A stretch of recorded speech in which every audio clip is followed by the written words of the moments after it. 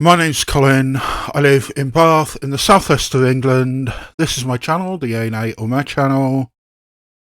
And if you didn't watch my last video, my final prediction video for the 2026 Oscar nominations, I need to address the fact that currently I am suffering from Bell's palsy, and therefore the right side of my face is semi-paralysed, which is obviously affecting my speech.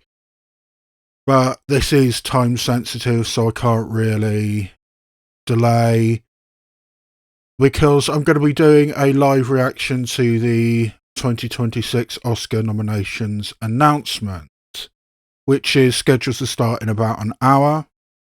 But I did want to put out there some thoughts and observations before the actual announcements are made. Firstly, the fact that I'm on record as really not liking The Secret Agent, but I think it's probably going to get, well, it's definitely going to get Best International Feature, it's probably going to get Best Picture and Best Actor as well. Which I just don't think any of that is worthwhile. If you know this channel, well, or even if you don't, I'm kind of obsessed with the Best Original Song category, and the continuing quest of Diane Warren to get a competitive Oscar, which she hasn't yet got. And I honestly don't think she is going to get. But, I mean, I've done an entire video about Diane Warren, who holds the record for being nominated the most times without winning a competitive Oscar. She's got 15 nominations, 0 wins. And this year, as I said in that video, she's got a very, very high chance of getting nominated for a song she wrote for a documentary about herself, which is just so incestuous, is so much the Ouroboros, the snake eating its own tail. I just can't handle that. I really, really don't want Diane Warren to get nominated again. Not least of which because I don't think it's a very good song. I mean, of the 15 long list, that's my least favourite, as I said in my last video, which was my final prediction video. One little weird detail which struck me as I was putting together my stuff, as I spent a couple of hours last night trying to fit everything together, trying to prepare for this video, it struck me that Elle Fanning this year is in a very similar position to what she was in last year, in the fact that she's in a film with 2 supporting actress contenders, and I think she's going to miss out in both cases, and the other one is getting nominated. Last year it was Monica Barbaro getting in for A Complete Unknown over Elle Fanning. I would have gone for Elle Fanning in that case, and frankly I wouldn't have gone for either of the actors for A Complete Unknown. In my opinion, that film got far too much Oscar love, but this year I think Elle Fanning is going to miss out, and Inga Ibstotler-Lilias is going to get in. So that's maybe something to keep an eye on. Category I haven't really talked about until this point is the Best Cinematography category. And there's a chance that something really interesting and really cool will happen this year, because the history of female cinematographers is not great. I mean, female cinematographers getting nominated, it's not great. In the entire history of the Oscars, this is the 98th Oscar ceremony, there have only ever been 3 women who have been nominated for Best Cinematography. Rachel Morrison for Mudbound, Ari Wegner for The Power of the Dog, and Mandy Walker for Elvis. Those are the only 3 women who have ever been nominated for Best Cinematography. And this year, the favourite in that category is a woman, Autumn Durald Archipel. And of the 16 shortlisted cinematographers, 3 of them are women. We also have on the shortlist, and I don't think either of these are actually getting nominated, but at least being shortlisted, are Amy Vincent for Song Sung Blue and Alice Brooks for Wicked for Good. So 3 out of 16, I guess there's incremental progress. But that's something to keep an eye out for. Maybe the 4th woman is going to get nominated. And at the end of the day, maybe she's actually going to win. And I think she might deserve it. Personally speaking, I mean, cinematography is one of those things that I don't feel fully qualified to give a value judgment on. But if I had to pick, I think it would either be Sinners or Train Dreams to win Best Cinematography. We'll have to see. But that's something to keep an eye out. Maybe we'll get another woman nominated for Best Cinematography. And last night, while I was preparing for today and putting together my spreadsheet, which I'm going to be using in a minute, it was the first time I'd actually paid attention to the shorts categories. Because that's one of those things that, who knows? I mean, until they're actually nominated, it's something of a fool's errand to even try and predict it. And even then, they're often very difficult to see. I haven't been able to see the shorts for several years. I mean, they used to put on showcases in the local art house cinemas, but that hasn't happened for a few years. Probably because of rights issues and all that. But I don't really pay attention to shorts. But I have a few observations. It often is the case that shorts with names attached to them are worth putting in because, I recognise that person, tick. That could be a factor, particularly when you go from shortlist to nominees in these categories. So, which are the shorts that have the names attached to them?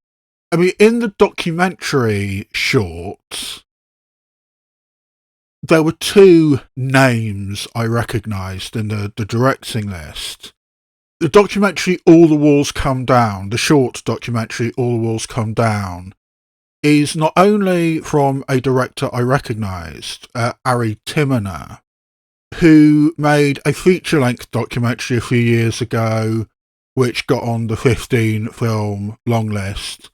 It was about the death of her father and her father choosing to end his own life and the process that went on with that. I mean, it was very emotional, very beautiful.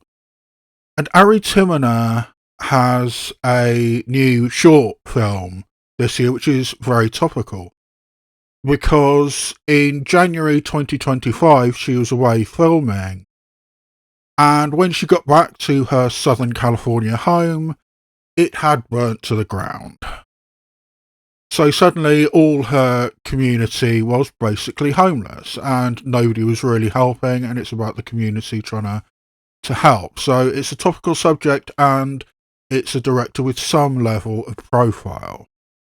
And I think another documentary short to keep an eye out for is called The Devil is Busy, which again is on a very hot button issue because it's a day in the life of an abortion clinic in Atlanta, Georgia. With the bodily rights of women becoming increasingly under siege, and literally this abortion clinic is under siege from protesters outside, this is a day in the life of this abortion clinic in Atlanta, Georgia. So it's a hot button issue. And it's also directed by Geeta Gandbir. And the reason I recognise that name is she's the favourite to win Best Documentary Feature this year. So there's a chance that Geeta Gandbhir could get 2 Oscar nominations on the same day for co-directing this documentary short and for directing the documentary feature The Perfect Neighbour, which has Netflix's backing, so maybe that's the favourite and that's being pushed. And speaking of, I think the favourite in documentary short is a Netflix short documentary called All the Empty Rooms, about a CBS journalist who went on this project to photograph, with a friend of his, the empty bedrooms of children who had been killed in school shootings, as kind of a way of highlighting just how absurd it is that American school children just get shot. We don't have that here in the UK. But that's, I think, the favourite in documentary shorts. In live action shorts, I mean, there's no directors that really stand out that have any level of profile, at least none that I recognise. So there are 2 live action shorts which have famous people in the cast. Firstly, there's the British film A Friend of Dorothy, which has Stephen Fry and Miriam Margolyes in it,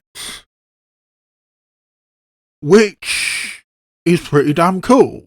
And it feels like a light-hearted short, and these shorts tend to be really fucking depressing. So having one which seems to be a bit more light-hearted and about Miriam Margolyes helping a young black boy come out, essentially, that sounds like a good shout. And there's also what looks like a very strange French short, 2 people exchanging saliva, about a weird world where kissing is banned to the extent that you can be executed for kissing somebody. And naturally there are 2 people, in fact 2 women, who want to kiss each other, and somebody else gets jealous. And the cast is excellent. Zaramir Ebrahimi, the Afghan-born actress who was in Holy Spider a few years ago and won Best Actress at Cannes. Luana Bajrami, brilliant French actress who was the 3rd character in Portrait of a Lady on Fire. And Vicky Krieps, who has got a pretty big profile in Hollywood nowadays. But yeah, those are 3 very recognisable actresses in this short. It does sound pretty weird though, so maybe it's not going to get nominated, but it's worth paying attention to the names in these categories. And finally, in the Best Animated Short, I think the best name involved is actually Cartoon Saloon. I mean, this year there isn't a Disney or a Pixar short in the animated short running, but there is a Cartoon Saloon one.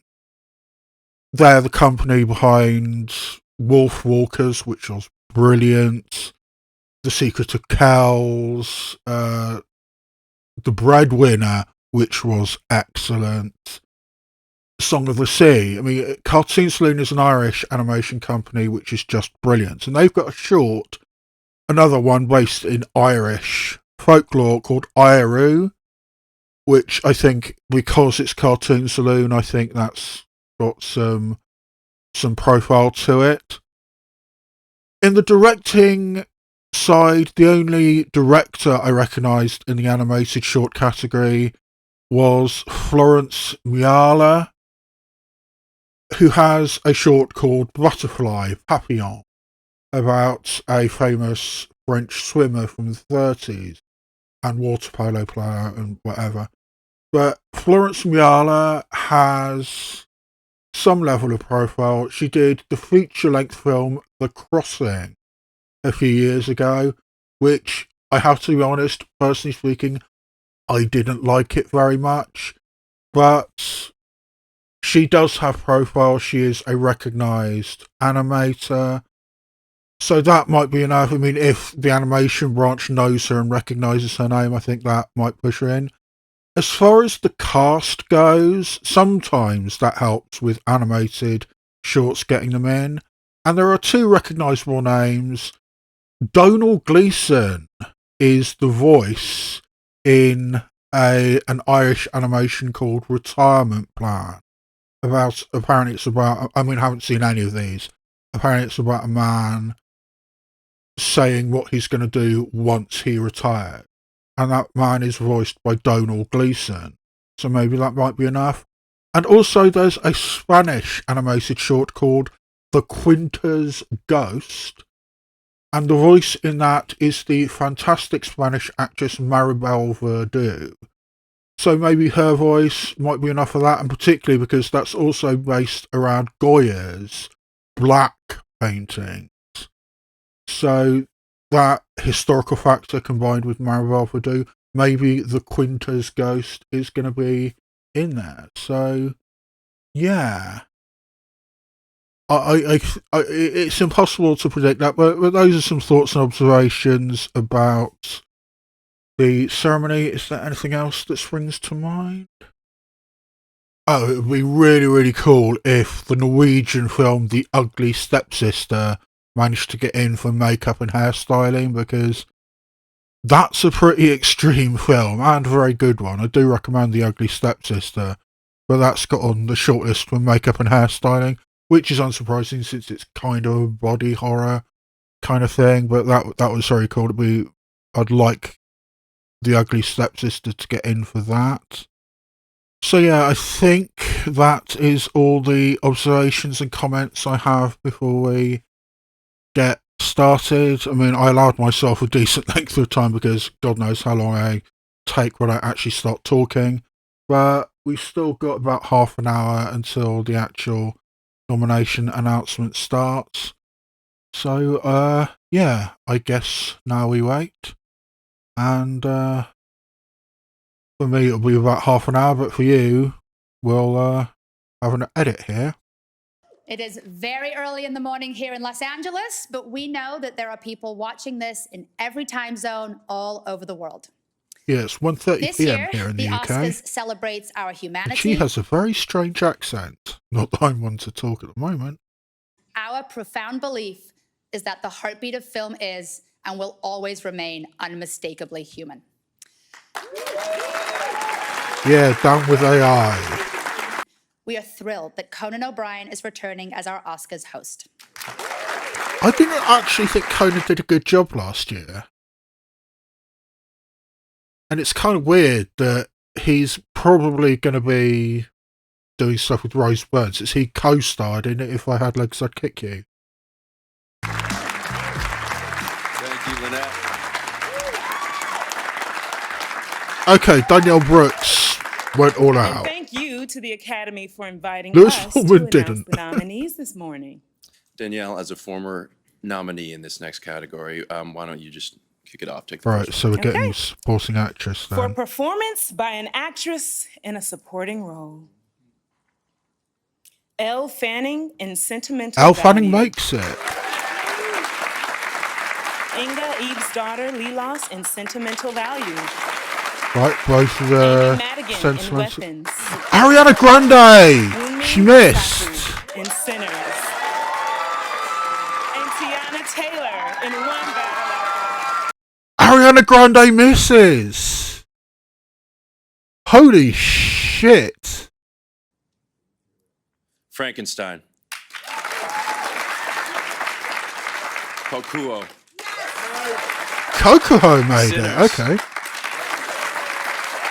The Smashing Machine. And The Ugly Stepsister. Yeah, The Ugly Stepsister. So 2 international features. Because Kokoho's the Japanese film. Butcher's Stain. A Friend of Dorothy. Jane Okay, Austen's Brendan. period drama. The Singers. That sounds fascinating. And The Singers? 2 people exchanging saliva. Yeah. So the 2 ones with the famous cast both made it. Begonia, screenplay by Will Tracy. Okay. Frankenstein, written for the screen by Guillermo del Toro. Hamnet, screenplay by Chloe Zhao and Maggie O'Farrell. One Battle After Another, written by Paul Thomas Anderson. And Train Dreams, screenplay by that Clint was the Bentley and 5. Greg Cuidar. No And surprises for there. original screenplay, the Original nominees are screenplay. Blue Moon, written by Blue Robert Moon Caplow. makes it. Okay. It Probably was Just deserved, an but Accident, written by Yes! Jafar Panahi. Script collaborators least he got Nadir one. Saivar, Shad Meher Rothstein, Mehdi Mahmoudian. yeah, good luck Marty pronouncing the Supreme, written Iranian by Ronald names. Bronstein and Josh Safdie.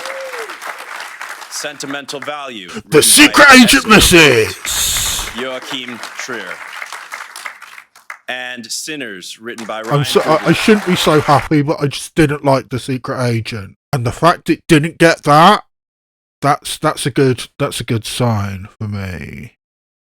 Benicio del Toro in One Battle After Another. Jacob Elordi in Frankenstein. Yep. Delroy Lindo in Sinners. Delroy Lindo! I prefer it to Sean Miles Penn, One Caton, Battle After Another. but And nice. Stellan Skarsgård in Sentimental Value. Paul Mescal misses. Paul Mescal misses. Okay, so 2 surprises in the 2 supporting actor categories. Ariana Grande, who for the entire process was basically the favourite, misses. And Paul Mescal misses for Hamnet. And Delroy Lindo gets in, which is very cool because he was snubbed a few years ago for Da 5 Bloods. But I would have preferred it to be Miles Caton, but Paul Mescal misses. That makes me worried for Hamnet as a film. It makes me very worried for Hamnet as a film. Yeah, and Elle Fanning did make it. Both of the Sentimental Value actresses made it. Oh, actually, One Battle After Another, I'm not sure it's going to break any records because it didn't get makeup and hairstyling, which it had a chance to do because of the prosthetics for Sean Penn at the end of the film. But yeah, I'm really glad that the Ugly Stepsister did it. Made it. And now here are the nominees for the first new Oscar category in 25 years. Achievement in Casting. Hamnet.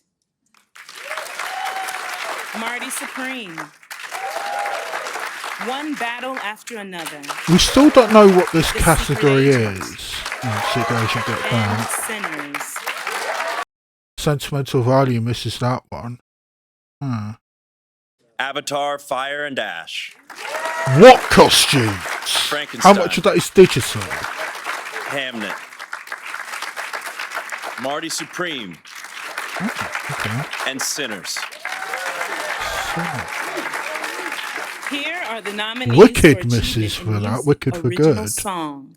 Mrs. Okay, here we go. Dear Me from Diane Warren. Fuck off! Golden from K-pop Demon Hunter. That's gonna win, I but Lied to still. You from Sinners. Sweet Dreams of Joy from Viva Verdi. What the fuck? Train Dreams from Train Dreams. The opera one made it. The Alabama Solution. Okay. Come See Me in the Good Light. Cutting Through Rocks. Come See Me in the Good Light made it. Mr. Nobody Against Putin. Oh, okay. And The Perfect Neighbor. 2000 Meters to Andrewka misses. All the Empty Rooms. Yeah, that's Armed probably gonna Only with win. the Camera, The Life and Death of Brent Renault. Children No More Were and Are Gone. Yeah. The Oh, yeah. Devil is Busy. The Devil is Wizzy, Geesa Gandhier. Perfectly a Strangeness. Got 2 nominations. That one got For Best nominated. That International sounds Feature really, Film, really the nominees strange. are Okay. The Secret Agent, Brazil. Yeah. It Was Just an Accident, Yeah. France. Sentimental Value, Norway. Yeah. Sirat, Spain. Yeah. Oh. And No The other Voice of choices Hind missing. Rajab. Yes!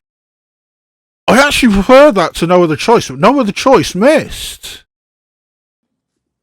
Arco, Yeah. Elio, Yeah. K-pop Demon Hunters, Yeah. Little Amelie or the Character of Rain, and Zootopia 2.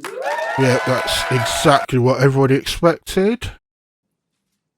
F1, Marty Supreme, One Battle After Another, Sentimental Value, and Sinners. Sentimental Value made that one. That's a good sign, actually. And Hamnet missed again on that one. F1. Frankenstein. One Battle After Another.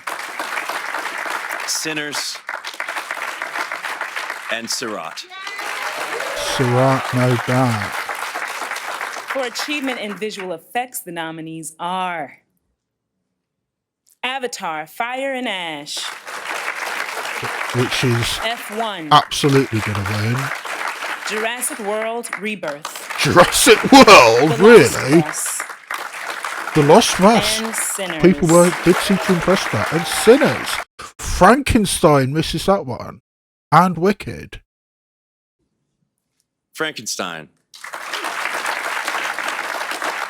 Marty Supreme. One Battle After Another. Sinners. Sinners. And Train Dreams. For a performance by an actor in a leading role, the nominees are Timothée Chalamet and Marty Supreme, Yeah. Leonardo DiCaprio in One Battle After Another, Ethan Hawke in Blue Moon, Ethan Hawke does make Michael it. B. Cool. Jordan in Sinners, Yeah. and Wagner Moura in The Secret. Yeah. That was the five I would expected, including For Wagner Moura, performance who by I just an wasn't that actress in a impressed leading with. role, the nominees are Jessie Buckley in Hamnet. Well, at least Hamlet got that one. Rose Byrne in If I Had Legs, I'd Kick You. Kate Hudson in Song Kate Blue. Hudson. I Renata no, surprised. Reinsva in Cynthia Sentimental Erivo Value. misses. And Emma Stone in Begonia. Chloe Zhao, Hamnet, Josh Safdie, Marty Supreme, Paul Thomas Anderson, One Battle After Another, Joachim Trier, Sentimental Value, Yeah. and Ryan Coogler, Sinners. Jafar Panahi misses. Begonia. Ed Guiney and Andrew Lowe. Yorgos Lanthimos, Emma Stone, Avatar and Lars misses. Knudsen. Producers. Which is not that surprising. F1, Chad F1, Omen, okay. Brad Pitt, Dee Gardner, Jeremy Kleiner, Joseph the Kosinski, Vroom Vroom and movie Jerry did make it. Bruckheimer, producers. Frankenstein. Guillermo del Toro. J. Miles Dale and Scott Stuber. Producers. Hamnet, Liza Marshall, Yeah. Pippa Harris, Nicholas But Winter, Hamnet has Steven not done Spielberg, well. and Sam Mendes, producers. Marty Supreme. Eli Bush. Ronald It was just Bronstein, an accident, Josh Safdie, Mrs. Anthony Fuck you. Kutagas, and Timothée Chalamet. Producers. One Battle After Another, Adam Somner, Sarah Murphy, and Paul Thomas Anderson, producers. The Secret Agent. Emily Leclos, producer. Sentimental Value, Yeah. Maria Eckerholt and Andrea Berretinson Otmar, producers. Sinners. Zinzi Kugler, Sev Ohanian, and Ryan Kugler, producers. And Train Dreams, Marissa McMahon, Teddy Schwarzman, Janowitz, Ashley Schlafer, and Michael Heimler, producers. It was just an accident, Mrs. Okay, they were going so fast, I missed some of that. I mean, affecting my spreadsheet, so I'm gonna have to make sure I've got everything right. Okay, I think I've now got all the nominees I missed. So I think the headlines of that was Wicked for Good didn't do well at all, which everybody expected. But Ariana Grande missing Best Supporting Actress, that's a jaw dropper. And Hamnet didn't do as well as many people expected, including Paul Mescal missing. And it missed lots of the technicals it was supposed to get as well. What else did Hamnet miss? It missed cinematography with Wukash Zhao. It missed editing. And yeah, and it missed Paul Mescal. So yeah. I mean, that's the headline, I think, is Ariana Grande missing. And I'm also very disappointed that It Was Just an Accident missed Best Picture and Jafar Panahi missed Best Director, but he did get Best Original Screenplay, which is something. And F1 getting in over It Was Just an Accident. I mean, the 10 that I had in my preview video, my final prediction video, It Was Just an Accident is out and F1 is in. I mean, even for a sports movie, I don't think F1's very good. But yeah, It Was Just an Accident misses Best Picture. It was always pushing it, putting 3 foreign language films distributed by Neon into my 10, and It Was Just an Accident is the one that misses out. Guillermo del Toro missed Best Director, and Jafar Panahi. But yeah, Josh Safdie squeezed in with the 3 that everybody was always going to get nominated: Anderson, Kugler, Zhao, and then Joachim Trier squeezed in, and Josh Safdie. Yeah, Kate Hudson making it in for Song Sung Blue. I think Song Sung Blue is a perfectly pleasant film, and Kate Hudson does do some Oscar baity stuff in the middle of it, but for the majority of the beginning and the end, it's just a nice story about a couple in a cover band. Okay? But yeah, Cynthia Erivo missed out, but by the end of the process, she was always expected to. So Chase Infinity misses out, but Renata Reinsver is in. And actually, it got 4 acting nominations for Sentimental Value. Yeah, the acting 5 was the 5 that everyone expected, which does mean that Jesse Plemons misses out, which annoys me because that was always my choice for what I personally think is the best acting performance. Of the nominees, I think I might actually go for Ethan Hawke as what deserves to win, but that's for another video in the future. Supporting actress Ariana Grande missed. And yeah, Odessa Zion was also coming up with a late surge, which she missed out as well. Amy Madigan did make it in, which annoys me because I don't think that's Oscar worthy either. Same as Wagner Moura, but it's probably between Taylor and Madigan. And of those 2, I'd definitely prefer Teyana Taylor, even though personally I don't think she was snubbed for 1001 a couple of years ago. I didn't like that film. And speaking of snubs from a few years ago, Delroy Lindo made it in. I'm really pleased for him because he does deserve it, and he was snubbed for Death 5 Bloods. But in Sinners, my choice would be Miles Caton. I mean, yes, Delroy Lindo has the best speech, the best monologue in Sinners, but it's a comedy drunk, which isn't the kind of role that I think should be put forward for Oscars nowadays. And he's the comic relief with that one fantastic monologue. I'm really pleased for him, but it would be my choice. Miles Cason would be choice. And so would Paul Mescal. I mean, I said for the last couple of my videos that my choice out of the likely nominees would be Paul Mescal. By a hair's breadth over Stellan Skarsgård.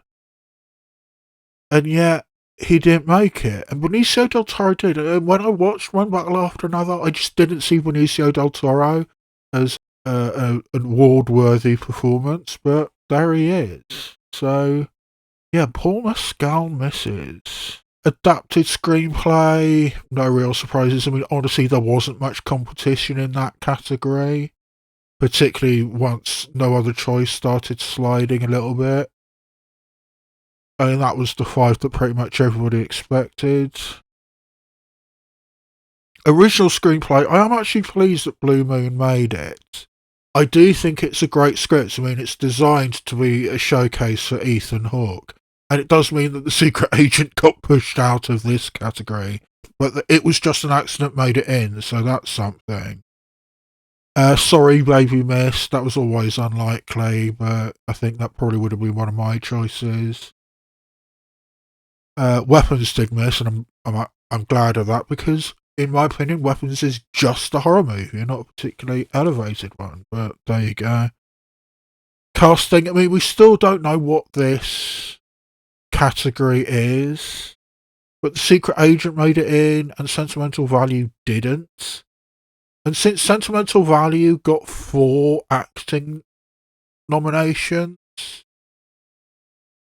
it's clearly not, best ensemble. That's not what this category seems to be, or at least not in this iteration. So, I guess that's information we didn't have before. Yes, Autumn Durald Archipel becomes the 4th woman nominated for Best Cinematography, and I think she's going to be the favourite to win. Yeah, Hamnet missed out with Lucas Schall, but of course Darius Kondji made it in. But, I mean, my choice will be a toss-up between Sinners, Autumn Durald Archipel, and Train Dreams, Adolfo Veloso. Costume design. You couldn't have thrown a sympathy nomination to Hedda in this category. But Wicked for Good didn't make it. Avatar for Best Costume Design. Really? I mean, when the majority of that film is digital? I mean, let's be honest, any of the Avatar films, you can make an argument for them being in the Best Animated Feature category, and yet Best Costume Design for Avatar? Over Wicked for Good. Over The Phoenician Scheme. Over Kiss of the Spider-Woman and Hedda. I mean, I think those were all sort of like noticeable costume designs, but Avatar for costume design, that's a weird one. Editing, Hamnet missed. No real surprises, I don't think. Makeup and hairstyling, I'm glad that both the Ugly Stepsister got in for makeup and hairstyling. One Battle After Another and Wicked for Good missed out. And it's interesting that Kokuho made it. I mean, that's the Japanese film. And it does have very elaborate kabuki makeup. The very, very white face. I think it might also have aging prosthetics in it, because I think it's an epic about the life of a kabuki actor. So I think there might be aging prosthetics used in that. I don't know, I haven't seen it. That's one of the ones I haven't seen yet. But yeah, I'm glad The Ugly Stepsister made it. And I'm a little bit surprised that One Battle After Another missed, because One Battle After Another, I think, is going to win a lot of Oscars. And this is a nomination it missed. And there was that prosthetic stuff that Sean Penn did towards the end of that. So, yeah. But One Battle After Another did make it into production design. Over Wicked for Good. Yeah, Wicked for Good. Did Wicked for Good get anything? I don't think it did. Yeah, Diane Warren got nominated again. 16 Oscar nominations, no wins, because she's not going to win for this. I mean, I think it's 80% Golden's going to win, and maybe 20% that I Lied to You's going to win.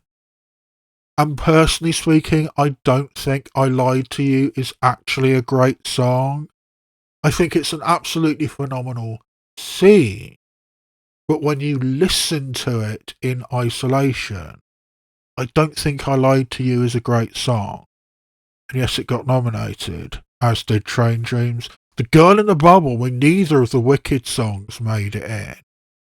And that was the one category you could almost say that was guaranteed alongside Best Supporting Actress, and neither happened. But yeah, Diane Warren made it.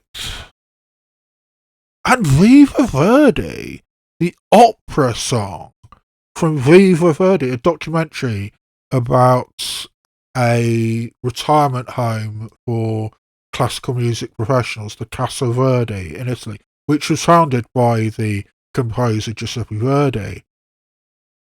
And it's about, you know, these older, retired classical music professionals being mentors to a younger generation coming up. It sounds like a really heartwarming, uplifting documentary. Sounds cool. I was astonished when Sweet Dreams of Joy from Viva Verdi even made it onto the 15-song long list.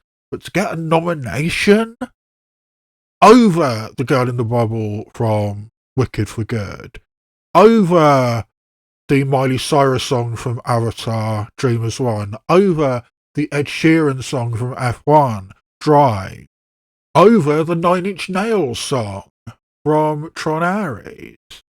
I just didn't see that one coming at all. I don't think anybody saw that one coming. Viva Verdi, Sweet Dreams of Joy, composed by Nicholas Pike. I mean, low key, I think that's possibly the most shocking upset in this whole nomination list. Nobody saw that one coming. Absolutely nobody. But there you go. Sound. Avatar Fire and Ash missed for sound, and yet made it for costume design. Weird. But yeah, no real surprises there, I don't think. Visual effects Avatar is going to win that. And Frankenstein missed that one, and Jurassic World Rebirth made it. Really? Well, I suppose Alien Romulus made it last year. So, yeah, there we go. Animated feature absolutely went chalk. I mean, the 5 that everybody expected to get nominated did get nominated. K-pop Demon Hunters, the 2 Disney films, and the 2 French films. Nothing really to say there. Documentary, yeah, Come See Me in the Good Light did make it into Best Documentary. I really, really like that documentary. It's so hot. Well, it's kind of uplifting, but kind of melancholy because it is about somebody dying, essentially. But the relationship that they have with their wife, Andrew Gibson, the poet, it's the final few years of their life. And the relationship they have with their wife is so moving. And I mean, I've said that the song that plays over the end credits, I think that should have got nominated for Best Song, but I'm glad it got into documentary feature. And Mr. Nobody Against Putin made it, which is good. I mean, I think that's an excellent documentary. But 2,000 Meters to Andreevka missed. I mean, I was wondering whether because they've given the Oscar to Mstislav Chernov already for 20 Days in Mariupol a couple of years ago, maybe they wouldn't do the same thing for 2,000 Meters to Andreevka. So instead, the Russian-Ukrainian film that made it was Mr. Nobody Against Putin, which is a brilliant documentary. I guess the 5-hour documentary missed, so I don't have to try and find that. And Cover Up missed. Now, personally speaking, I thought Cover Up was a good documentary, maybe even a great documentary.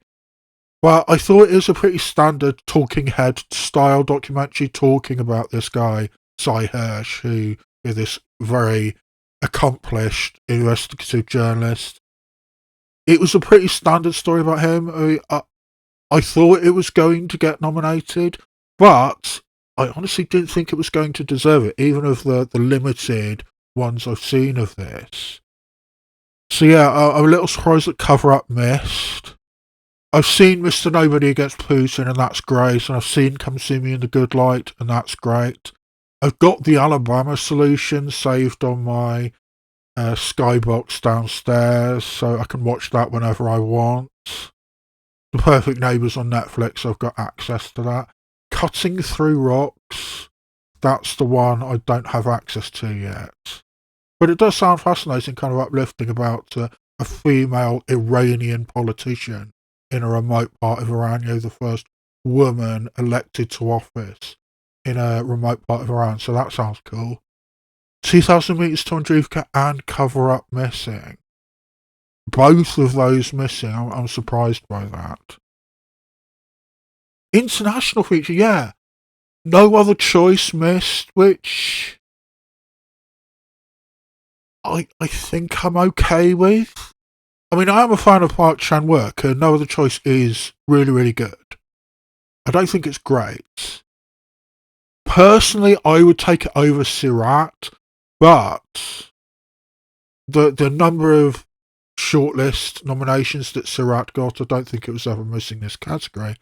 But I'm really, really pleased that The Voice of Hind Rajab made it into the nomination list.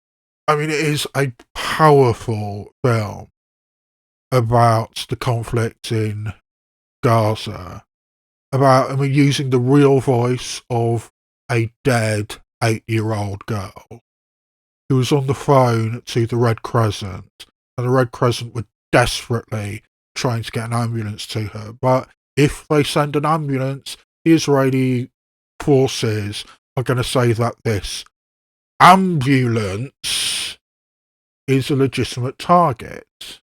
So they can't send an ambulance. And this girl is on the phone saying, please, please send help. I mean, they've got family members, even family members in Germany, on the phone. Please help this girl. And they just can't do it. And it's the real voice of this dead girl, which director Kasia Benhania used.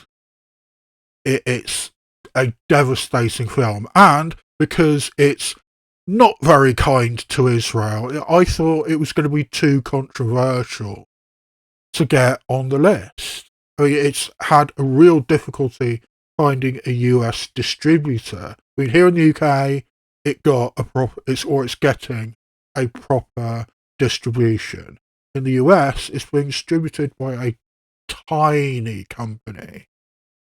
But yeah, The Voice of Hind Rajab is devastating. It's harrowing, but I think it's necessary and brilliant, and I'm so pleased it made it onto the list. I would have taken it over No Other Choice personally, and I would take it over Sirat. I mean, I was not a fan of Sirat. Yeah, who knows about the animated shorts? Iru missed. The Cartoon Saloon one missed animated short. That's only just clicked. Butterfly did make it, the one directed by Florence Myler, who has some profile. I mean, her film The Crossing did get a lot of attention a couple of years ago. The one that uses the voice of Donald Gleason, Retirement Plan, that made it in. So that's good. But I haven't seen any of these. Yeah, All the Empty Rooms is probably going to win documentary shorts, at least it's the strong favourite at the moment. And The Devil is Busy, so Geeta Gandbir gets 2 Oscar nominations on the same day. And Perfectly a Strangeness, the fact that that made the list, I mean, as I said, I haven't seen any of these, but that one in particular sounds so weird. As far as I can tell, Perfectly a Strangeness is just 3 donkeys walking around a desert. and that's it. That gets. What's that documenting? Why is that a documentary short? And that makes it the cut. I mean, maybe I'll have an opportunity to watch these shorts. Honestly, I doubt it. But we shall see. Yeah, the 2 live action shorts with famous casts. A Friend of Dorothy, which has Stephen Fry and Miriam Margolyes in it, and 2 People Exchanging Saliva, which has Zaramir Ebrahimi, Luana Bajrami, and Vicky Creeps in it. Those 2 made it. The singers, I mean, look at reading the synopsis of all these films. The singers really doesn't sound like anything. As far as I can tell, it's just in a bar and people start singing at each other. And that seems to be it. But I am glad that Jane Austen's period drama made it. I really want to try and find that one because it sounds really interesting. We're in 1813, a proposal is imminent. A dainty lady and a dashing beau are meeting each other and he's going to propose to her. But unfortunately, the woman's period starts early. And the man is so uneducated about these things that he thinks she's been wounded in some way. And, there's misunderstanding. So that sounds like a comedic way of saying something potentially rather profound. So I think it's a decent rule of thumb that when you have a lot of films which seem very, very serious and very, very dark, sometimes they vote for the funny one. I mean, like, we've got short live-action films about a school shooting, about bullying, about prejudice against albinos in Africa, about dementia, about protesting against Putin in Russia. And there's another one about feminism. Oh, and there's another one about the Ukraine war, which is in last year's BAFTA list. Rock, paper, scissors, and that didn't make it. So, yeah. There's some heavy stuff there. So, they voted for the funny one. Or 2 funny ones, actually. Potentially 3, depending on what the tone of 2 People Exchanging Saliva is. But A Friend of Dorothy seems to be about a young boy coming out and being encouraged to come out. And Jane Austen's period drama is a funny thing about having accidental exposure of female thing. So, yeah.